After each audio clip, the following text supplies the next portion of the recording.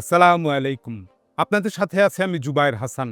Iran যুক্তরাষ্ট্র যুদ্ধ ক্রমান্বয়ে তীব্র হচ্ছে। এর মাঝে ডোনাল্ড ট্রাম্প হরমুজ প্রণালী খুলে দিতে তিনি একটা মরিয়া হয়েছেন। হরমুজ প্রণালী কিভাবে খোলা যায় এবং এই ব্যাপারে তিনি ইরানকে একটা ৪৮ ঘন্টার আল্টিমেটাম দিয়েছেন। যদি ইরান হরমুজ প্রণালী এই ৪৮ ঘন্টার মধ্যে খুলে না দেয়, তাহলে ইরানের বিদ্যুৎ অবকাঠামো ডোনাল্ড ট্রাম্প ধ্বংস করে দেবার একটা হুমকি দিয়েছেন। তো ইরানও একটা পাল্টা হুমকি দিয়েছে যে যদি আ যুক্তরাষ্ট্র এ ধরনের একটা হামলা চালায়, বিদ্যুৎ অবকাঠামোগুলো ইরানের ধ্বংস করে দেয়, তাহলে ইরান পাল্টা জবাব দেবে এবং মার্কিন স্বার্থ সংশ্লিষ্ট এবং সহযোগী দেশগুলোতে যেখানে তেল, গ্যাস এবং বিদ্যুতের অবকাঠামো রয়েছে, তেল গ্যাসের খনি রয়েছে, অয়েল রিফাইনারি রয়েছে, অয়েল ট্যাংকার রয়েছে, পানি শোধনাগার রয়েছে, আইটি ফার্ম রয়েছে বা আইটি পার্ক এবং ব্যাংক, বিমা এসব ইরান গুঁড়িয়ে দেওয়ার একটা হুমকি দিয়েছে। সুতরাং এই হরমুজ প্রণালীকে ঘিরে এখন একটা সামরিক যুদ্ধের পাশাপাশি অর্থনৈতিক যুদ্ধে রূপান্তরিত হয়েছে। তো বস্তুত হরমুজ প্রণালী খোলা নিয়ে ডোনাল্ড ট্রাম্প তার মিত্রদের কাছ থেকে কোনো প্রত্যাখ্যাত হয়েছেন, কোনো সাহায্য সহযোগিতা পাননি। তিনি আহ্বান জানিয়েছিলেন তাদেরকে।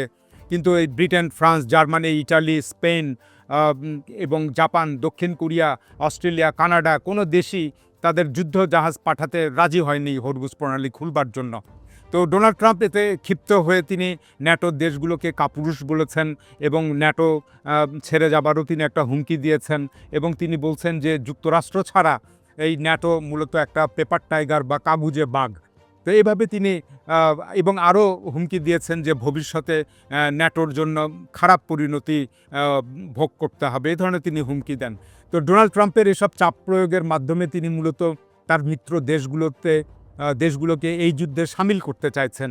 কিন্তু এতে এই দেশগুলো এখনও পর্যন্ত সাড়া দেয়নি। তাতে ডোনাল্ড ট্রাম্প এভাবে প্রত্যাখ্যাত হওয়ার ফলে এবং সাড়া না পাওয়ার ফলে তিনি বিশ্ব নেতাদের যত্রতত্র তিনি উপহাস করছেন। তো এর একটা নমুনা দেখতে পেলাম আমরা সম্প্রতি হোয়াইট হাউসে ডোনাল্ড ট্রাম্প জাপানের প্রধানমন্ত্রী তাকাইচিকে অপমান করেছেন। সেখানে একটা যৌথ সাংবাদিক সম্মেলন হচ্ছিল। সাংবাদিকরা প্রশ্ন করেছিলেন ডোনাল্ড ট্রাম্পকে যে এই যুদ্ধ শুরু করবার আগে জাপানকে তিনি অবহিত করেছিলেন কিনা। তো এর পাল্টা উত্তরে সেদিকে না যেয়ে ডোনাল্ড ট্রাম্প একটা পাল্টা উত্তর দেন।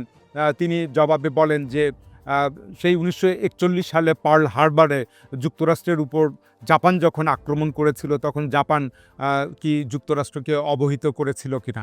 তো এভাবে তিনি উপস্থিত জাপানি প্রধানমন্ত্রীকে অপমান করেন।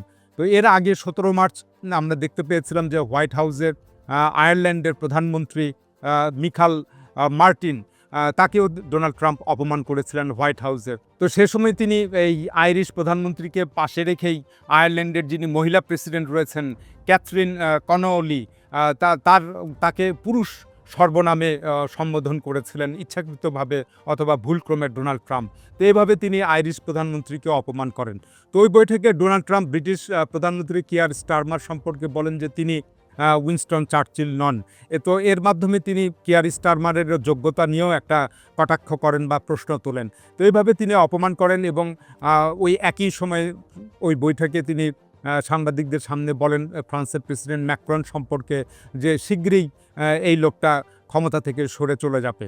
তো এইভাবে তিনি অপমান করেন। তো এরভাবে ডোনাল্ড ট্রাম্প মিত্রদের উপহাস করলেও বস্তুত যুক্তরাষ্ট্রের যেটা মূল শত্রু বা মূল প্রতিদ্বন্দ্বী অর্থাৎ চীনের প্রেসিডেন্ট শি জিনপিং তার প্রতি কিন্তু কটাক্ষ করতে পারেননি ডোনাল্ড ট্রাম্প এখন পর্যন্ত। তো আগামী 31 মার্চ এই শি জিনপিংয়ের সঙ্গে ডোনাল্ড ট্রাম্পের একটা শীর্ষ বৈঠক হবার কথা ছিল। তা পেছানোর জন্য ডোনাল্ড ট্রাম্প বা মার্কিন যুক্তরাষ্ট্র এখন চীনকে অনুরোধ জানিয়েছে। যদিও মুখে ডোনাল্ড ট্রাম্প বলছেন যে তিনি ওই বৈঠকটা বাতিল করেছেন।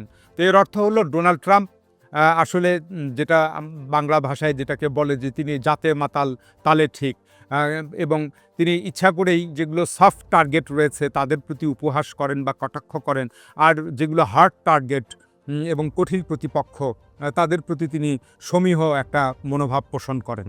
তো ডোনাল্ড ট্রাম্পের এই আরেকটা কৌশল হলো তিনি ঘন্টায় ঘন্টায় তার বিপরীতমুখী কথা বলেন।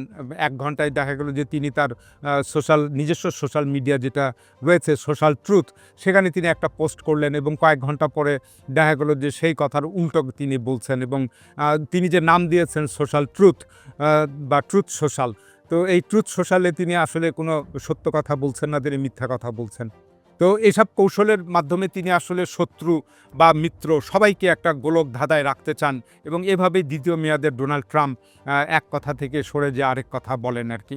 তো গত ২৪ ঘন্টায় তিনি বলছেন যে এই যুদ্ধ, ইরান যুদ্ধ শেষ করবার কথা তিনি ভাবছেন, কিন্তু পরক্ষণেই তিনি আবার বললেন যে যুদ্ধবিরতি তিনি করবেন না, কেননা শত্রুপক্ষ যখন ধ্বংস হতে থাকে তখন সেই শত্রুর সাথে কোনো আর যুদ্ধ বিরতি হয় না, শত্রু তো তখন পরাজিত হয়।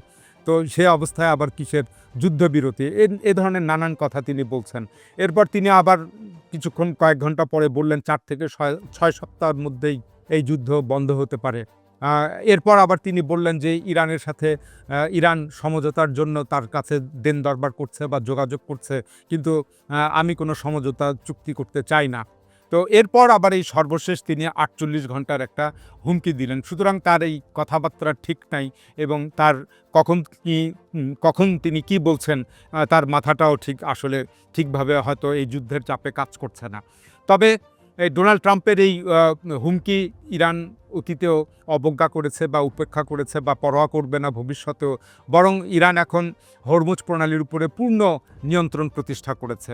তো ইরান বলছে যে শত্রু দেশ ছাড়া সবার জন্য হরমুজ উন্মুক্ত, তবে তাদেরকে ইরানের কাছ থেকে অনুমতি নিয়ে চলাচল করতে হবে। তো ইতিমধ্যে আমরা দেখতে পেলাম যে ইরানের অনুমতি নিয়ে গ্রিস তার জাহাজগুলো পার করছে, জাপানও ইরানের কাছ থেকে অনুমতি নিয়েছে, অর্থাৎ হরমুজ প্রণালীর নিয়ন্ত্রণ এখন ইরানের হাতে। তো এদিকে যুক্তরাষ্ট্র ইরানের তেল রপ্তানির উপর থেকে নিষেধাজ্ঞা প্রত্যাহার করেছে। এটা একটা আশ্চর্যজনক ঘটনা এবং ৩০ দিনের জন্য তুলে নিয়েছে। ফলে ইরান এখন তাৎক্ষণিকভাবে ১৪০ মিলিয়ন ব্যারেল তেল খালাস করতে পারবে এবং এই তেলগুলো এই অবরোধের কারণে বা নিষেধাজ্ঞার কারণে এতদিন সাগরে ওয়েল ট্যাঙ্কারের উপরে ছিল বা কোনো স্থানে বন্দরের উপরে ছিল। তো এগুলো এখন ইরান খালাস করবে। তো বিশ্ব বাজারে এই তেলের ঘাটতি এবং উচ্চ মূল্য বৃদ্ধি যেটা পাচ্ছে সেটা রোধ করার জন্য ডোনাল্ড ট্রাম্প এই সিদ্ধান্ত নিয়েছেন বা তিনি ইরানকে এই ছাড় দিতে তিনি বাধ্য হয়েছেন। তো আলটিমেটলি এটা ইরানকে খুব বেনিফিট করবে, ইরান আরও অপ্রত্যাশিত মুনাফা লাভ করতে পারবে। তো বস্তুত যুক্তরাষ্ট্র ইরানের সাথে পেরে না ওঠার কারণ হলো যে ইরান যুদ্ধ জয়ের জন্য যুদ্ধ করছে না বা লড়াই করছে না, ইরান মূলত টিকে থাকবার জন্য লড়াই করছে। তো এই কারণে যুক্তরাষ্ট্র ইরানকে ঠিক ধরাশায়ী করতে পারছে না। তো এই যুদ্ধ করতে যে ডোনাল্ড ট্রাম্প বা যুক্তরাষ্ট্রকে ছোট ছোট দেশের কাছেও অপমানিত হতে হচ্ছে। যেমন আমরা দেখলাম যে শ্রীলঙ্কা তার দেশে এই মার্কিন যুদ্ধবিমান অবতরণের অনুমতিটা দেয়নি, প্রত্যাখ্যান করেছে। এটা একটা বিরাট ঘটনা। শ্রীলঙ্কার মতো একটা দেশ যুক্তরাষ্ট্রকে হুমকি উপেক্ষা করে সিদ্ধান্ত নিয়েছে স্বাধীনভাবে। তো সুইজারল্যান্ডকেও আমরা দেখতে পেলাম যে যুক্তরাষ্ট্রে তার অস্ত্র রপ্তানিটা স্থগিত করে দিয়েছে ইরান যুদ্ধের কারণে। তো এদিকে আরেকটা ঘটনা আমরা দেখতে পাচ্ছি যে ইরাকে মার্কিন সেনারা একটা ব্যাপক প্রতিরোধের মুখে পড়েছে এবং ইরাকের অভ্যন্তরে ইরানপন্থী বেশ কয়েকটি সশস্ত্র যোদ্ধা গ্রুপ রয়েছে, গোষ্ঠী রয়েছে। তারা বিভিন্ন মার্কিন স্থাপনায় দফায় দফায় হামলা করছে, আমেরিকান অ্যাম্বাসিগুলোতে হামলা করছে, মার্কিন সৈন্যদের উপরে হামলা করছে এবং এর ফলে মার্কিন সৈন্যরা এখন পালিয়ে বেড়াচ্ছে বা আবাসিক এলাকাগুলোতে তারা ছদ্মবেশে যুদ্ধ করছে এবং ইরাকের অভ্যন্তরে এখন মার্কিন হেলিকপ্টার আর উঠছে না এবং ড্রোন দিয়ে তারা এই সার্ভিলেন্সগুলো চালাচ্ছে বা যেগুলো পর্যবেক্ষণ করে থাকে গোয়েন্দা তৎপরতাগুলো ড্রোনের মাধ্যমে নিচ্ছে, হেলিকপ্টার তারা আর ওড়াচ্ছে না। তো এইসব হামলায় তারা এই নিজেদের তৈরি ড্রোন ব্যবহার করছে ইরানপন্থী যোদ্ধারা যারা ইরাকে রয়েছে। তো এটা একটা খুব বড় সিগনিফিক্যান্ট দিক যে তারা নিজেরাই ড্রোন উৎপাদন করছে। এছাড়া তাদের হাতের এই রকেট প্রোপেলড গ্রেনেডও রয়েছে এবং এই ওল্ড মডেলের এই অস্ত্রটা ব্যবহার করেই তালেবানরা ২০ বছরের যুদ্ধে মার্কিন যুক্তরাষ্ট্রকে পরাজিত করেছিল। তবে ইরানপন্থী যোদ্ধাদের হাতে এয়ার ডিফেন্স যে ইকুইপমেন্টগুলো রয়েছে সেগুলো তারা ব্যবহার করেছে, যেগুলো সারফেস টু এয়ার মিসাইল বলা হয় এবং এগুলো ব্যবহার করে সম্প্রতি তারা ২টি মার্কিন জ্বালানি তেলবাহী বিমান ভূপাতিত করেছিল। তো এটাও একটা বড় ঘটনা এবং বলা হচ্ছে যে তারাও চীনের কাছ থেকে এসব সরঞ্জাম পেয়েছে। তো ইরাকে মার্কিন বাহিনী এতটা বিপর্যয়ের মধ্যে পড়বে এটা কেউ কল্পনা করতে পারেনি, যুক্তরাষ্ট্র কল্পনা করতে পারেনি।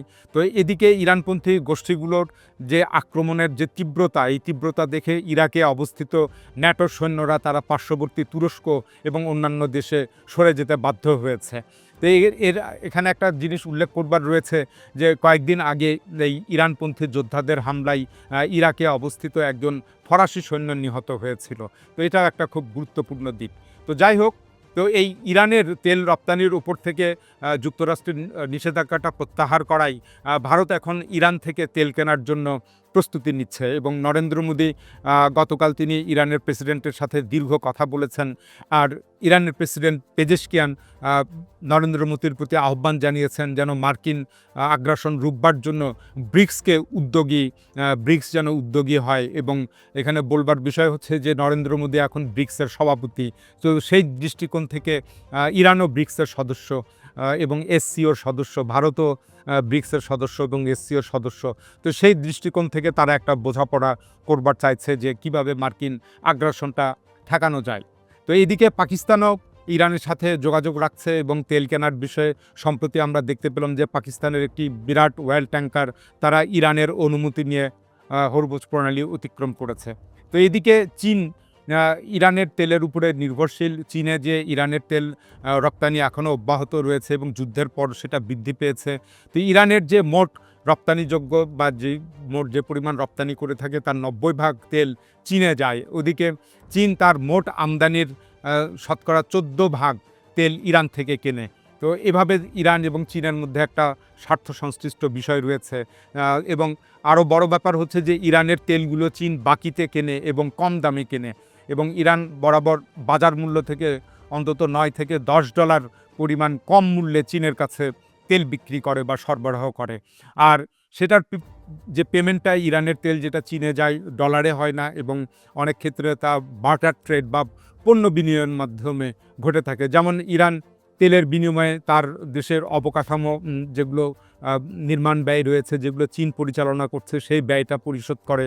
ওদিকে এই যুদ্ধের মধ্যেই বা এই যুদ্ধ শুরু হওয়ার আগে আমরা দেখতে পেয়েছিলাম যে ইরান চীনের কাছে তেল বিক্রির বিনিময়ে বিপুল সংখ্যক সারফেস টু সারফেস মিসাইল ক্রয় করেছিল। সুতরাং ইরান এবং চীনের মধ্যে একটা স্বার্থগত সম্পর্ক রয়েছে এবং তারা একে অপরের পার্টনার এবং এই যুদ্ধেও গোপনে চীন বিভিন্নভাবে ইরানকে সাহায্য করবে তার ব্রিক্সকে টিকে রাখার জন্য, এসসিও জোটকে টিকে রাখার জন্য এবং মধ্যপ্রাচ্যে প্রভাব বিস্তার করার জন্য। এবং আরও একটি বলবার বিষয় রয়েছে যে চীন এবং ইরানের সাথে চীনের 400 বিলিয়ন 25 বছর বা $400 বিলিয়ন 25 বছর মেয়াদি একটি চুক্তি রয়েছে। সুতরাং এই যুদ্ধের অনেকগুলো দিক রয়েছে এবং ডোনাল্ড ট্রাম্প ইচ্ছামতো এই যুদ্ধের গতি আর নিয়ন্ত্রণ করতে পারবেন না এবং ধীরে ধীরে ইরানের সঙ্গে আরও অন্যান্য দেশগুলো যুক্ত হবে প্রকাশ্যে বা গোপনে।